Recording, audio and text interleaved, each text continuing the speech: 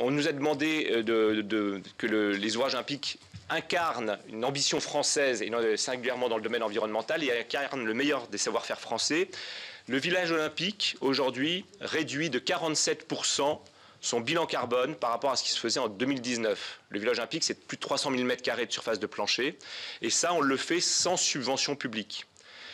Cet objectif de moins 47%, c'est ce que la stratégie nationale bas carbone fixe comme objectif pour l'industrie de la construction pour l'horizon 2030-2035. Et donc, on l'atteint aujourd'hui sans subvention publique. Si on peut l'atteindre aujourd'hui sans subvention publique et dans ce calendrier extrêmement court dans lequel on peut le faire dans toutes les préfectures de France aujourd'hui.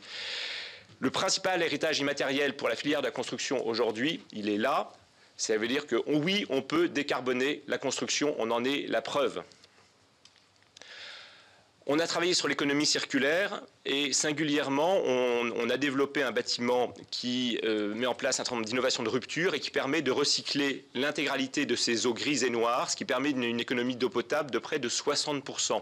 Donc au moment où on parle de contraintes liées à la sécheresse, aujourd'hui, on a des démonstrateurs qui ouvrent la voie pour faire des économies extrêmement substantielles en termes d'eau potable. Et puis, on a pris en main la question de la résilience par rapport au changement climatique et on a vérifié que nos bâtiments seraient confortables à l'été 2050, c'est-à-dire sous la canicule de 2003. Et là-dessus, sans climatisation, on atteint un taux de confort dans 97% des pièces du village olympique. Là encore, sans climatisation. Ça a été à la fois modélisé par Météo France et par Dassault Systèmes.